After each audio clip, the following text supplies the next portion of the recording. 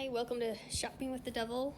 This is video number 3, and this video topic is going to be about food, survival. So, my biggest question that I talk about is just, can you breathe without it? So, food is one of those things that is like a basic necessity, and you do have to have food.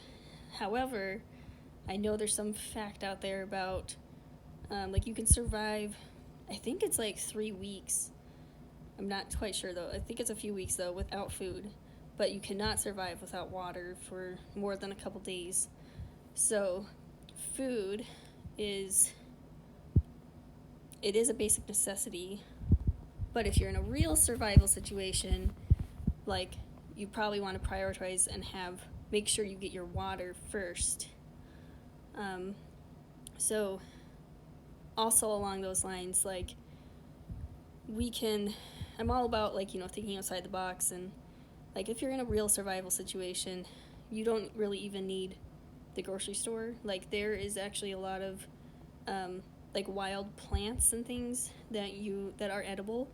So if all you can eat is like you have a water source, maybe you have a river and you're, filtering out the water and drinking that, and then you're eating some wild plants, and that's all you have, like in a way that's all you really need to survive. Now that's definitely not the ideal situation, but I think just letting our minds think that through of like priorities can help us to really see like what do we really need to spend our money on. And food is also interesting because there are definitely a lot of addicting foods out there. So and I think addictions are, they're an interesting topic because, yes, you can breathe without pretty much anything addiction that you could say, chocolate, whatever, like smoking, ice cream, like whatever your addiction is. Technically, you can breathe without it, but like if you're very addicted to it, in a way, it almost becomes like a need for your body. So anyway, I guess like addictions make things a little more tricky because it's just extra hard to get rid of an addiction. So when you're thinking about your being in survival mode, you really have to think about, your addictions and, try not to get addicted to things in the first place. But if you are addicted to something, I guess when it comes down to it, you'll have to give it up somehow, or maybe that will cause you to, die sooner because your body is just so, like, can't take the withdrawal.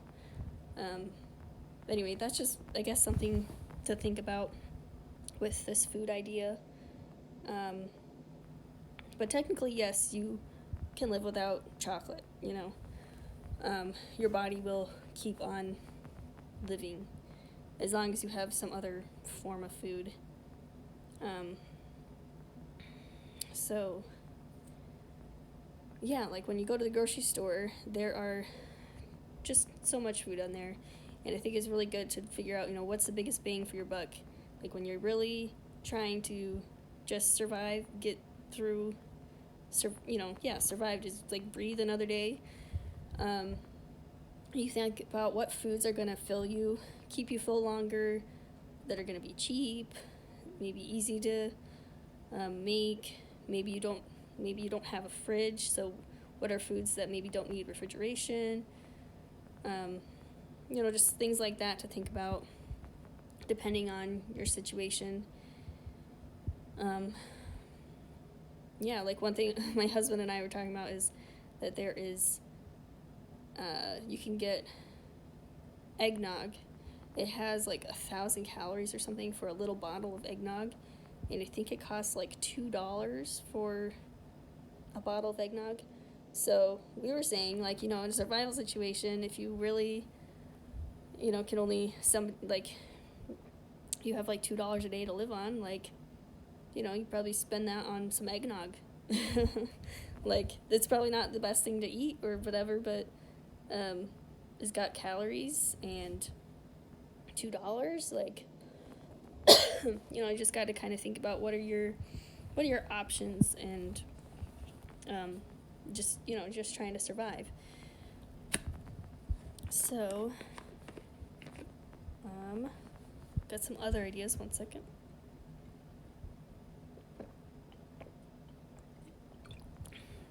Definitely need water.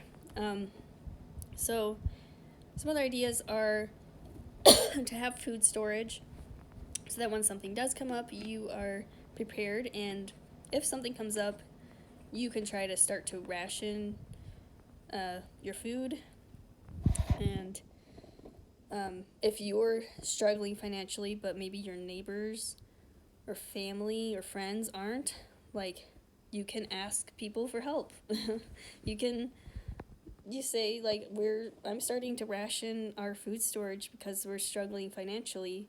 Do you have anything extra that you could give me?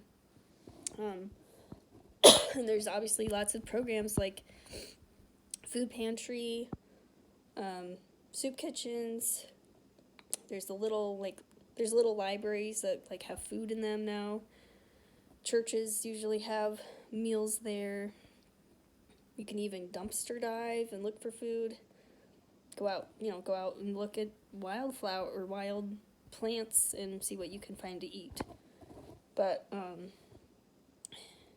so there's no harm in asking people for help, and there's lots of resources out there if you really are, getting down to the barrel. Another thing to think about is just like, if you find food on sale, you can get a bunch of it and you could go and dehydrate it. I got a dehydrator at the store for $40, and I think that's relatively cheap.